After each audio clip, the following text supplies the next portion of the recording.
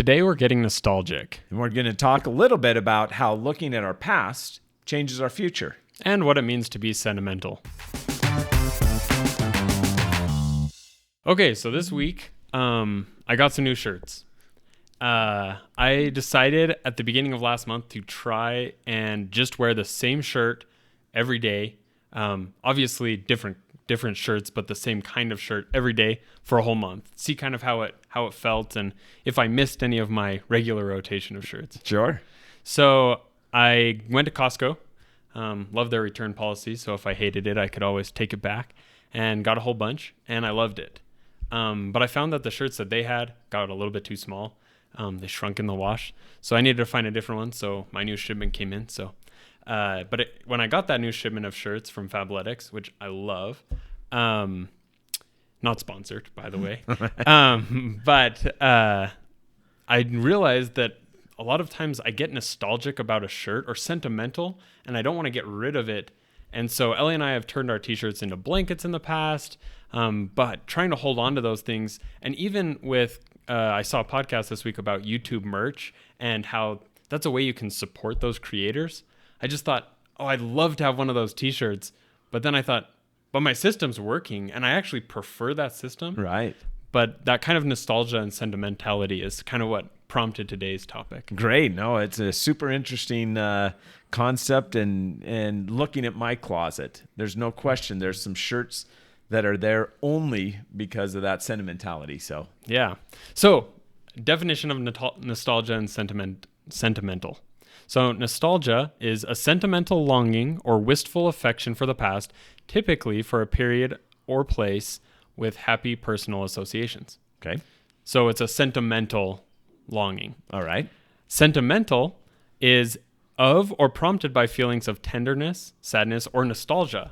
Oh, wonderful. So nostalgia is sentimentality and sentimentality is nostalgia. Yeah. So easy. I turned to the next best thing for a definition. Obviously, Oxford does a pretty good job, but Reddit is really an excellent source. So some people asked that same question. What's the difference between nostalgia and sentimentality? And here's what they said. Nostalgia is a subset of sentimentality.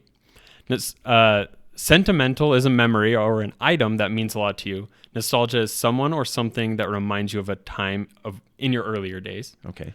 Nostalgia is sentimentality specific to the past. Sentimental is regarding an object. Nostalgic is concerning the past. Oh, interesting. Okay. Any thoughts on any of those? No, that makes sense. I had never thought of it before, but it makes the distinction makes sense. I can be sentimental about something that's happening contemporaneously. You know, there can be that kind of connection. Yeah. But nostalgia makes a lot of sense. You know, thinking back to my Little League days or whatever else in the past. That I can see the distinction. So makes sense. So here was my favorite one. My favorite answer.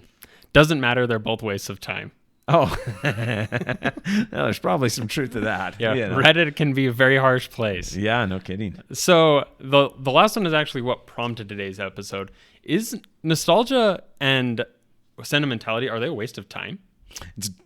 It's a great question. You know, I think that the answer when pressed with any hard decision, the default's always, well, it depends. You know, and it probably is true of this. You know, that the connection to the past, boy, that can't be a bad thing. Yeah. You know, to just ignore all of these experiences and people that you know that are such important parts of the fabric of our lives, to suggest thinking about them at all is a waste of time. Yeah. That to me is pretty unsatisfying. Conversely, I think that it can be overdone, especially when you end up aggregating a whole bunch of stuff. Yeah. Because it is connected in some way to a memory. Yeah. And I guess maybe the reason why I say that is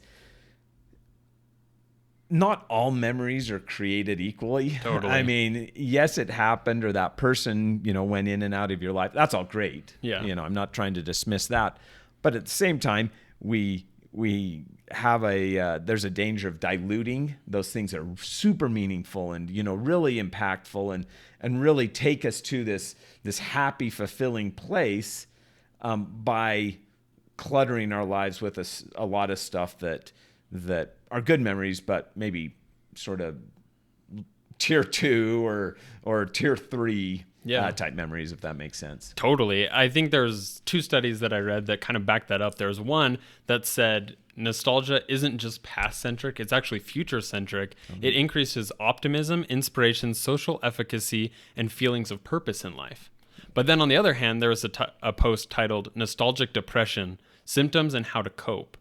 And its argument was that, yeah, there's these great things, and it addresses those positive things, the inspiration, the hope. But it also says if you're focusing back and you're kind of feeling nostalgic about a time, and it almost becomes a regret that you didn't remain in that time, or the dwelling on the past actually can be detrimental. So it kind of came down to 2 things for me when I got really thinking about it. The t-shirt, and this kind of comes from a Struthless video. You know, I like Struthless. He had a t-shirt that everyone had signed at high school graduation. Yeah. And he had just been hanging on to it, and he couldn't let it go because it was the memory. Anytime he saw it, it kind of felt sentimental, and it was a positive thing. But it takes up space. There's the space concept, or the space aspect of sentimentality and nostalgia. Right. But then there's also the time aspect of, if you get lost in the past, you're just missing opportunities that are here today. Yeah, no, and I think that that's a really good point. If that sort of element of nostalgia, one, if it's demanding space, but maybe even more so if it puts us in a place mentally where it impedes our ability to sort of maximize the now. Yeah, it's not empowering. It's not sort of encouraging or enlightening, you know, or it maybe isn't eliciting a chortle, you know, a laugh, you know, where you've got some of those memories where you just see it, and even on your worst day, you just know that memory is going to brighten my day. Those types of things, it feels like if they are productive, if they make your life more fulfilling. We've talked a lot about kind of this intentionality and making sure that we're evaluating sort of what value things and time usage, and even the way we spend evaluating what do they do for me? Do they move me towards the life, my best life? Yeah. And I think that a lot of those memories do, totally, you know, in the right format. But there's probably a lot where they really don't, and they maybe even there may even be a bit of escapism. Yeah. Where you kind of say, you know, my life's bad, and it's this opportunity to look back at my Letterman jacket and remember the glory days, you know, of how good used to be. Well, those types of things that sort of invite you to move out of progress and sort of view the current life as less fulfilling, less satisfying.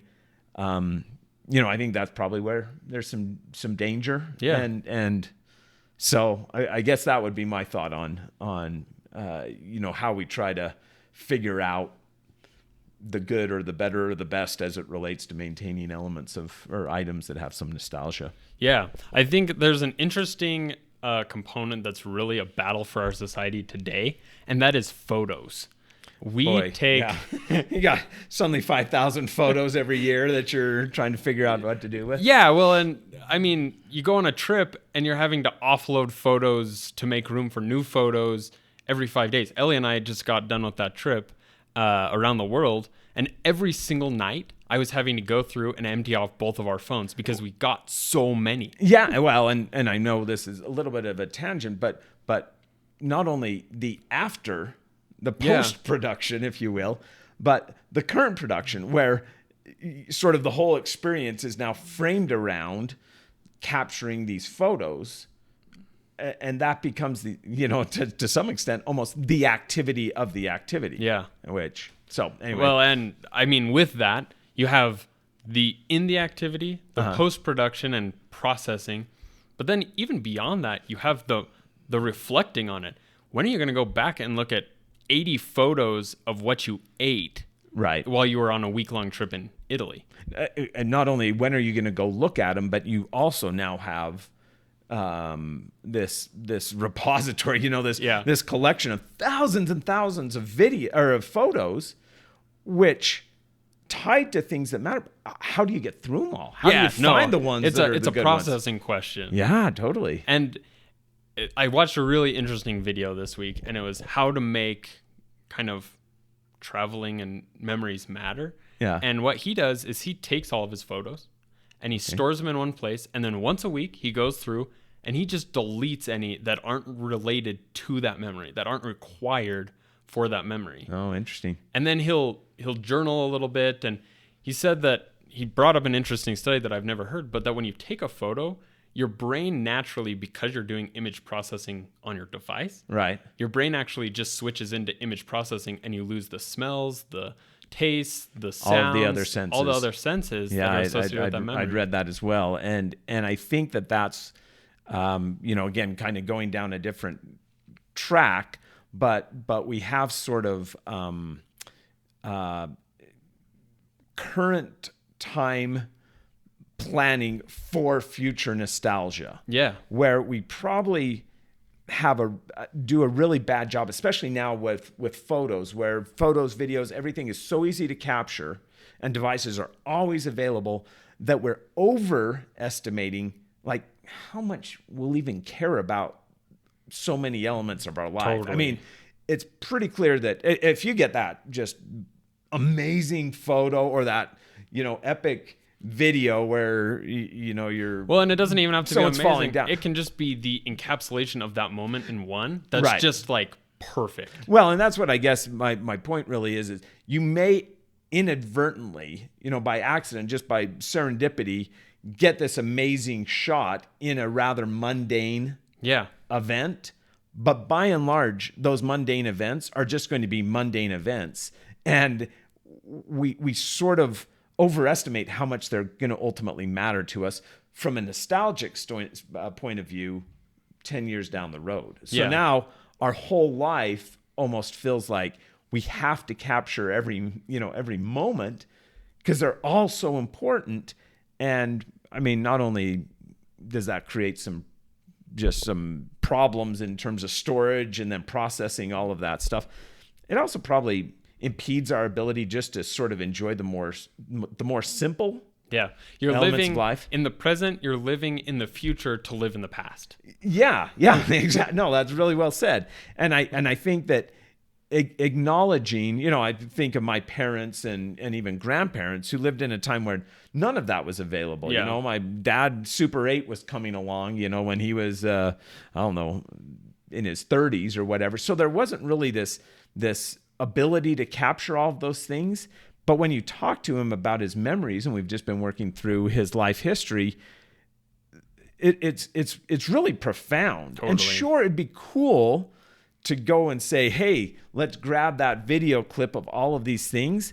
But I wonder if especially recently, if I have the same connection with my memories, because some of the processing that you're talking about in terms of imaging processing in our brain, or more, maybe even more, that I expect the photo or the video to compensate for that memory, as opposed to allowing this amazing mind that we have to capture and to process and to hold those memories. So it's a tough question. No question. I think there's some problems for sure in the way that we're doing it. And Ellie's family does something super interesting on birthdays. They send their favorite photos of the birthday person, boy or girl.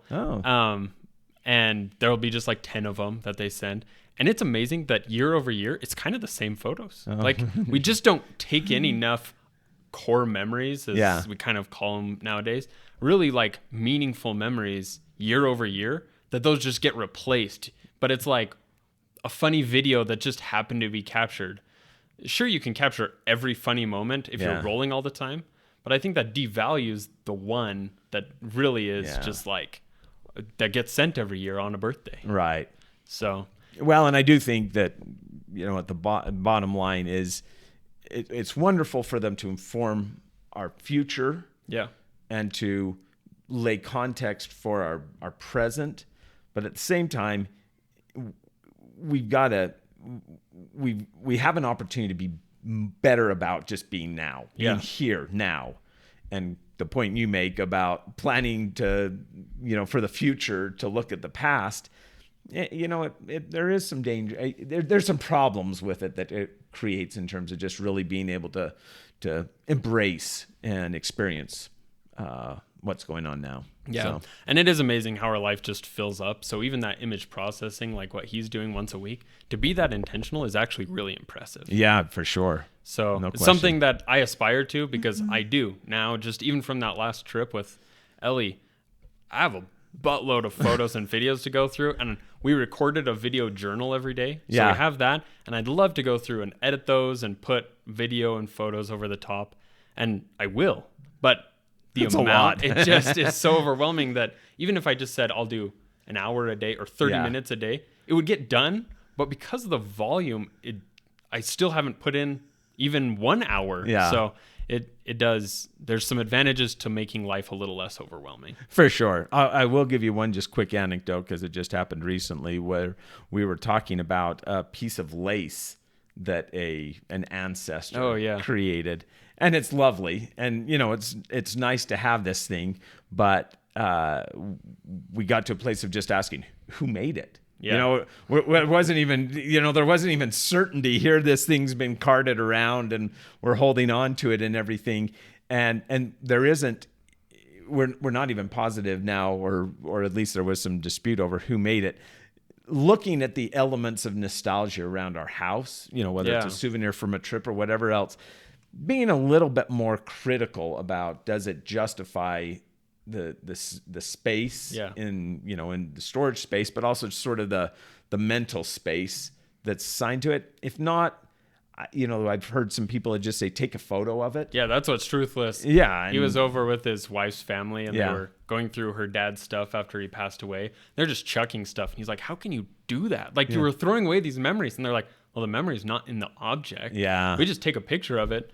And then we can move seeing on. the object. Right. Now we just remember and don't have to store it. So there's some huge advantages. We have a storage unit for all of our stuff while we're living here. And just seeing all these people with crazy packed up storage units, like, there's just a lot of clutter out there. Yeah. So it's a tough, there's no real great answer. Right. I but think, the big point, though, is be mindful about it. Yeah. Understand that it's a decision. Yeah. Make it a decision. So, Totally. good stuff. So yeah. So I guess we go into Tuesday's top performers. Fantastic. You want to start us off this week? Sure. Mine's a kind of a not top performer, but ended up being kind of fun. I went to the barber last week, and she asked me what number I wanted, and she didn't speak a lot of English. I told her a 4, and she proceeded to start on the side and gave me a strip down the side, and then went from the back straight up over the top. And I said, whoa, not on top. And she said, too late. And so I, got my first buzz. And, at first when I'm looking at myself going, holy cow, I look goofy. I was going to a wedding that night and thought, well, that's going to be humbling. But the more I thought about it, the more I thought, hey, not much to worry about in terms of getting my hair ready, super fast, super easy. And, it didn't really matter. Yeah.